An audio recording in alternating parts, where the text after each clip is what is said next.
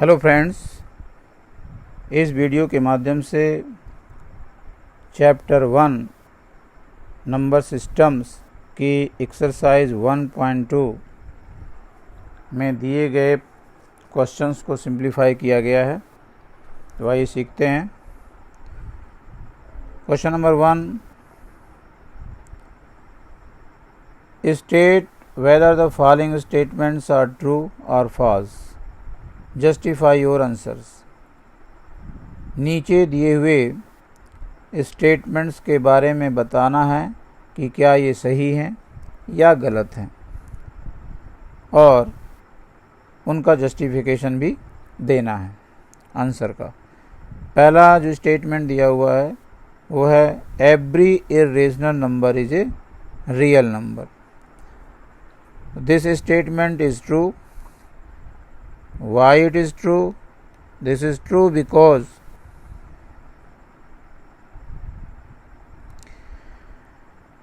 rationals plus irrationals together form the collection of reals. इसका मतलब ये है कि अगर रेशनल नंबर है तो वो भी रियल है और इर्रेशनल है तो भी वो रियल है। तो हम कह सकते हैं कि every irrational number is a real number. Second statement, every point on the number line is of the form this root M where M is a natural number. इसको एग्जाम्पल के माध्यम से देखते हैं। ये हमारी नंबर लाइन है और इस नंबर लाइन में इनफाइनाइट नंबर ऑफ पॉइंट्स होते हैं। उसमें पॉजिटिव भी होंगे, नेगेटिव भी होंगे, रेशनल भी होंगे, इर्रेशनल भी होंगे। यहाँ पर बीच में मान लीजिए यहाँ पर 1 और 2 के बीच में ये 3/2 भी होगा, 0 और 1 के बीच में 1/2 भी होगा। ऐसे बहुत सारे पॉइंट्स हो सकते हैं। This 0 can be expressed as √0, this 1 can be expressed as √1, this 2 can be expressed as √4, 3 can be expressed as √9, but there is no natural number whose square root is -2.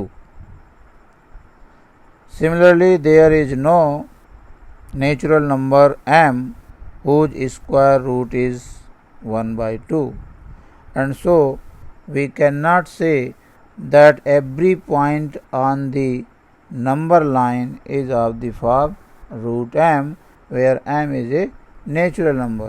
So this statement is false. Then third,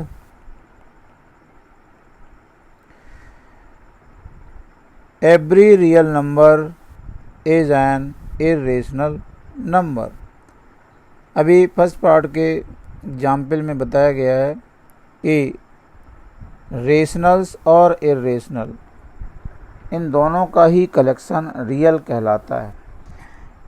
इस statement में कह रहा है कि every real, अब every real number is an irrational number, तो ये ज़रूरी नहीं है कि प्रत्येक रियल नंबर वो इर्रेशनल ही हो, वो रेशनल भी हो सकता है। For example 2 is a real number, but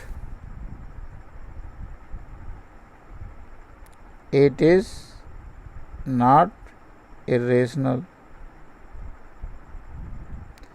and therefore this statement is also false.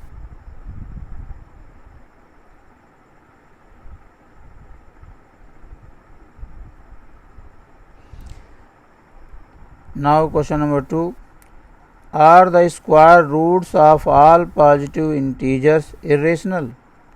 If not, give an example of the square root of a number that is a rational number. इसमें ये कह रहा है कि क्या square root of all positive integer, क्या सभी positive integers का स्क्वायर रूट इरेशनल होता है।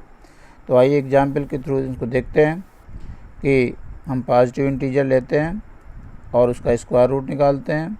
ये 1 पॉजिटिव इंटीजर है, इसका स्क्वायर रूट 1 हो गया जो कि इरेशनल है। फिर हमने दूसरा पॉजिटिव इंटीजर लिया 2, उसका स्क्वायर रूट एक इरेशनल नंबर है क्योंकि इसका स्क्वायर रूट की जो वैल्यू है वो नॉन टर्मिनेटिंग नॉन रिपीटिंग है, इसलिए इरेशनल नंबर हो गया। और आगे बढ़ते हैं 3, this is also irrational number. इसकी भी कोई फिक्स वैल्यू नहीं है। स्क्वायर रूट 4 निकालते हैं तो ये 2 होता है जो कि रेशनल हो गया। इन एग्जाम्पल से ये कन्फर्म हो जाता है कि सभी पॉजिटिव इंटीजर्स का स्क्वायर रूट इरेशनल ही नहीं होता है, वो रेशनल भी हो सकता है। तो इसका जवाब, ये दूसरे पार्ट का जवाब है, वो यहाँ से भी मिल जाता है, जिसमें कहा गया है कि give an example of the square root of a number that is a rational number. तो ये रेशनल नंबर हो गया। Question number 3, so how root 5 can be represented on the number line. इसका सॉल्यूशन आइए देखते हैं कि किस तरीके से रिप्रेजेंट किया जाएगा नंबर लाइन में। पहले हम एक नंबर लाइन ड्रा करेंगे। Suppose this is 0, this is 1, this is 2, this is 3, like this. This is unit length. उतने ही दूरी पर आपको मार्क करना है।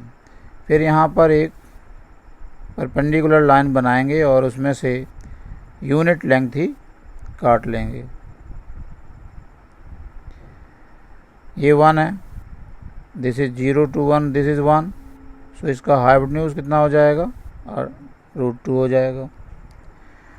अब इस √2 की लंबाई के बराबर मीन्स OA के बराबर हम नंबर लाइन में देख लेंगे। ये यहाँ से यहाँ तक √2 हो जाएगा, यहाँ से यहाँ तक ये √2 पॉइंट हो गया। अगर √2 का रिप्रेजेंटेशन पूछा गया होता तो ये √2 यहाँ पर ऐसे रिप्रेजेंट कर देते। अब √2 पर फिर परपेंडिकुलर लाइन बनाना है और उसमें से यूनिट लेंथ काटना है। तो इसका बेस √2 है और परपेंडिकुलर 1 है, तो हाइपोटेन्यूज √3 हो जाएगा। ये B पॉइंट हो गया। OB के बराबर लेंथ को हम यहाँ नंबर लाइन पर कट कर लेंगे। ये √3 पॉइंट हो गया। देन फिर √3 पॉइंट पर परपेंडिकुलर बनाएंगे, यूनिट लेंथ कट करेंगे उसमें से। अब हाइपोटेन्यूज निकालेंगे तो जो OC की लंबाई होगी वो √3, तो यहाँ से यहाँ तक हो गया। This is √3, √3 square plus 1 square 4 और square root 4 is 2, so this value is √4 means this is 2। तो ये जब काटेंगे तो यहाँ पर आएगा। अब फिर 2 पर पहुँचने के बाद जो ये 2 जो है एक्चुअली में √4 है, उसी को हम 2 कहते हैं। फिर यूनिट लेंथ काटेंगे। अब O से इसको मिलाएंगे तो जो हाइपोटेन्यूज की वैल्यू होगी वो √5 होगी। अब इस √5 को के बराबर लेंथ हम नंबर लाइन में कट ऑफ कर लेंगे तो this is the required point √5। इस तरीके से हम √5 को नंबर लाइन पे रिप्रेजेंट कर सकते हैं और यहाँ पर पाइथागोरस थ्योरम का एप्लीकेशन है। इसी तरीके से आगे बढ़ते जाएंगे तो √7, √9, √11 किसी भी नंबर को रिप्रेजेंट किया जा सकता है। इस वीडियो में बस इतना ही।